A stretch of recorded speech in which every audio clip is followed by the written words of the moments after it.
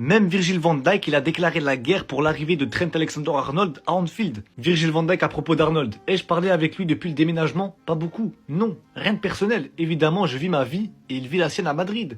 Mais ça, c'est mon capitaine. Pourquoi il prendrait des nouvelles d'un traître? Même si, en vrai, en tant que capitaine, il aurait pu envoyer un message à Arnold en disant, je sais pas, Kepa, ces derniers temps, tu t'es amélioré en défense ou quelque chose comme ça. Mais c'est pas fini. Voyons voir l'accueil. Je ne dirai pas que je souhaite une ambiance hostile, je ne ferai aucun commentaire à ce sujet. Bizarre de faire aucun commentaire. Si tu fais aucun commentaire, ça veut clairement dire que tu veux une ambiance froide pour son arrivée. Sinon, t'aurais dit mot pour mot, j'espère que les supporters l'accueilleront bien. Je pense qu'il a été exceptionnel pendant son passage à Liverpool. Et c'est tout ce que j'ai à dire. Le mec, il veut vraiment pas en dire plus. Même Van Dijk, les gars, il a un problème contre Arnold. Et c'est compréhensible. Les gars, on parle d'un capitaine. Et Arnold, je vous rappelle, parce que je crois que vous avez la mémoire un peu trop courte, c'était le vice-capitaine. Donc là, t'es en train de me dire que le vice-capitaine, il est parti gratuitement de son club formateur. Et en plus de ça, pour aller à Madrid. Vous allez dire, il n'y a pas de rivalité, on s'en fout. Les gars, on a perdu 2 finales contre eux, j'en ai rien à foutre. S'il n'y a pas de rivalité pour vous, je sais bien, psahtek. Mais bon, en dehors de ça, ce qu'il a fait, c'est un coup de traître. Et entendre ces déclarations de Van Dijk, ça me fait chaud au cœur. Parce que, à un moment donné, je me suis dit, attends, mais c'est moi qui est fou ou c'est les autres qui sont fous? Mais c'est vous les fous. C'est ceux qui défendent Arnold. Les gars, quand il va être à 999 buts, le millième, faut pas que ce soit un but banal, hein. Ah non, non, non, non, non, non, non, non, non. Il faut absolument pas que ce soit un vieux but. Faut une masterclass. Pour le millième but, il faut un but digne de celui-là, par exemple. Imaginez seulement si le millième but, tu vois, la cerise sur le gâteau, il te met un banger. Ça rendrait la chose 10 fois plus légendaire, 10 fois plus d'aura, 10 fois plus de prestige, tout. Toi, sur un coup franc, une retournée. Bon, ça me fait mal de montrer cette image, hein, mais un but comme ça. Vous vous rappelez la lucarne qu'il a mis face au FC Barcelone? Bon là, CR7, il est à 952. Au vu de sa forme, en tout cas, on lui souhaite, il va forcément aller chercher les 1000 buts. Et par pitié, il faut pas que ce soit un penalty, il faut pas que ce soit un but PES, il faut pas que ce soit une vieille passe en retrait, il la pousse au fond, non. C'est moche, c'est nul. Eh, je vous jure, hein, même il est devant la cage, ça lui donne la balle? Non. Faut pas que je marque comme ça. Non, non, non, non. Il fait la passe à son coéquipier, il tentera la prochaine fois. Il faut que ce soit un bijou. Il faut que le millième, on s'en souvienne toute notre vie. On dise à nos enfants, regarde le millième but de CR7 comment il est. Et là, tu montres à tes enfants une retournée, une lucarne. On n'a pas le droit de montrer à nos enfants un vieux plat du pied placé de CR7 pour son millième but. Est-ce que vous êtes d'accord avec moi ou pas, les gars? Un banger, on veut. Il dit les gars, il y a le joueur de PSG, Prestel Kimpembe, il dit il préfère gagner une seule Ligue des Champions avec le PSG que de gagner 5 Ligues des Champions avec le Real de voleurs. Alors vous avez compris, c'est une manière de dire qu'il préfère gagner une seule Ligue des Champions dans la légalité que de gagner 5 dans le vol.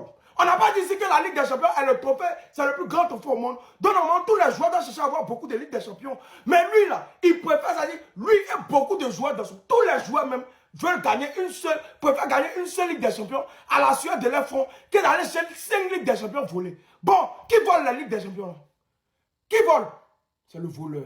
C'est l'équipe qu'on appelle le Real des voleurs. C'est les braqueurs. Donc, Kimpembe a dit même chose que Lamine Yamal. Lamine a dit que ce sont des voleurs. Kimpembe aussi a dit que ce sont des voleurs. Voilà. Donc, Lamine et puis Kimpembe ont dit même chose là. Seulement que Kimpembe, il a dit ça à une autre manière. Voleur. Voleur. Donc, Kimpembe, regardez comment c'est fort. Donc, tout le monde sait que le Real des voleurs a gagné sa Ligue des Champions grâce au vol. Parce qu'il ne veut pas mettre, aucun joueur ne veut mettre étiquette de voleur sur lui. Kylian, s'il te plaît, hein.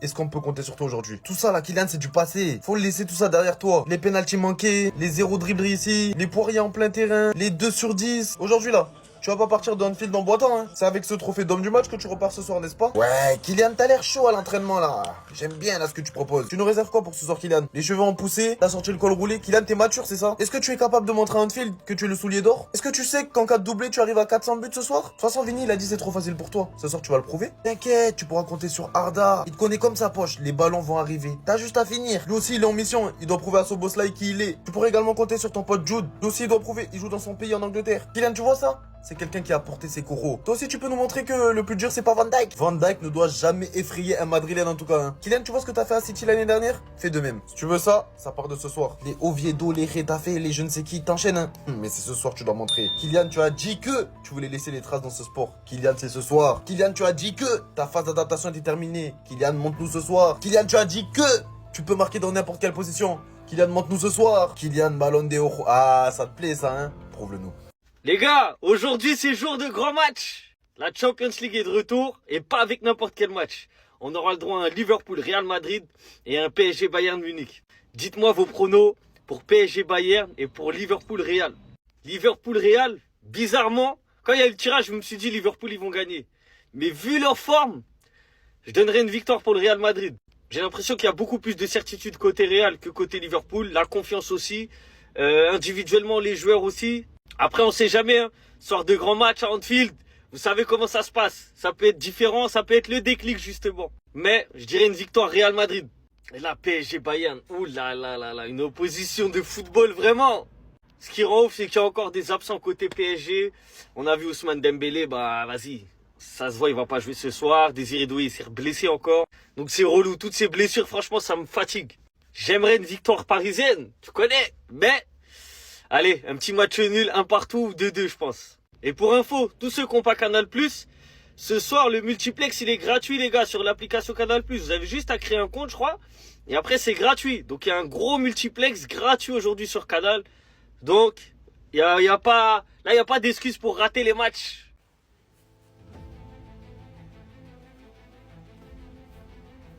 Waouh. Waouh.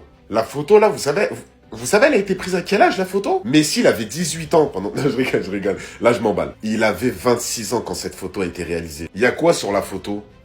Un ballon d'or qui tient dans sa main, donc il avait le ballon d'or en titre. 2 ballons d'or. 3 ballons d'or. 4 ballons d'or. D'affilée en plus. 4 ballons d'or d'affilée. Aujourd'hui, il y a un joueur, il a un ballon d'or. On en fait toute une histoire. On est là, on l'affiche de partout, on le met de partout. Tout le monde le félicite. Bon, ce qui est normal, hein. Un joueur aujourd'hui prend le ballon d'or, c'est énorme. Lui, il est parti t'en chercher 1, 2, 3, 4 d'affilée. Et venez pas me raconter vos vies, hein. 2009 mérité, 2010 mérité, 2011 mérité, 2012 mérité. Le niveau de Messi pendant ces 4 années... Ah là là là là là là là là. J'ose même pas montrer ce niveau à mes enfants plus tard. Parce qu'ils vont être choqués. Ils vont me dire, papa, pardon. Pardon, papa. Nos joueurs, ils parlent pas avec Messi, en fait. Je vais leur dire, c'est bien, les enfants. Vous avez bien appris vos leçons. Hansi Flick maintient que Lamine Yamal reste incertain face à Bruges. Il doit gérer sa blessure, s'entraîner, se faire soigner. C'est pas dans la bonne direction il est en train d'aller. On ne peut pas dire qu'il est prêt pour l'instant, il faut gérer sa blessure. Mais Hansi Flick, tu l'as fait jouer 87 minutes, hein. 87 minutes, ensuite tu viens nous dire qu'il est blessé. Mais Hansi Flick, il commence à déconner. Mais à un moment donné, même là, ok, j'adore Lamine Yamal, mais s'il n'est pas en forme, laissez le petit. S'il doit se faire opérer, laissez le petit. Mettez Rouni Bardaji, je sais pas moi, Ferran Torres, je sais pas moi. Allez me prendre Ibrahim Diarra, la Master, je sais pas moi, mais il faut quelque chose. À chaque fois, il va pas jouer. Voilà, il n'est pas en forme, il est en blessure. Gros, on est en novembre. On est en novembre, il y a la Coupe du Monde à la fin. S'il doit se faire soigner, mais laissez, gros, qu'il revienne en 2026. Je m'en fous, comme Pedri, je m'en fous. Au moins qu'il revienne, il fait quelque chose et puis après, il y a la Coupe du Monde. C'est le football, il faut qu'il joue. Mais Yamal, il n'est pas en forme, il est en forme, il n'est pas en forme, il y a quoi? Mais dis-nous, wesh. Les médecins du Barça, ils m'énervent.